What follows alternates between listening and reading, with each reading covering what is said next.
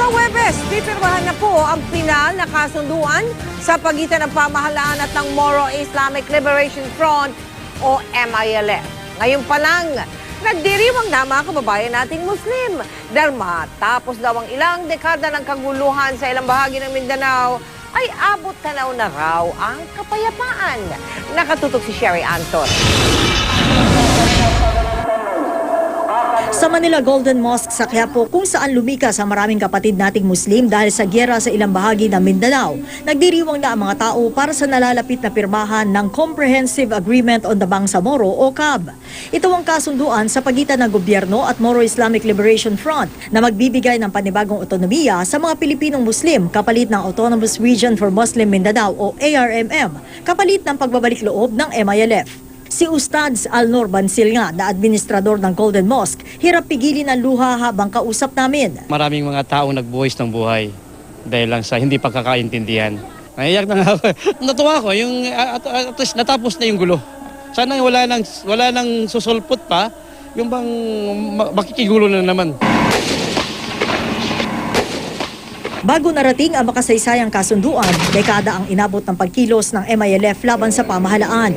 Libo-libo na ang nasawi sa magkabilang panig, pati na mga inosenteng sibilyan sa mga bakbakan. Ngayon, sa ilalim ng kasunduan, magkakaroon din ng otonomiya ang Bangsamoro na pamumunuan ng kanilang sariling mga ministro. May malawak na kapangyarihan sa paghawak ng pera. Kapalit nito, ang decommissioning o di na paggamit ng kanilang armas. Sina Mohager Iqbal at Miriam Ferrer ang pipirma ng kasunduan sa harap mismo ni Pangulo Aquino at MILF Chairman Al-Haj Murad Ibrahim. Umaasa ang dalawang panig na makakarating si Malaysian Prime Minister Najib Razak sa kabila ng problema nito sa nawawalang eroplano ng Malaysian Airline. We can expect na makarating siya at nararapat lang naman kasi considering the significant role played by Malaysia as facilitator. Bago ang pirmahan sa Huwebes, sa Quiapo may mga programa na sa entabladong ito na itinayo ng Manila City Government.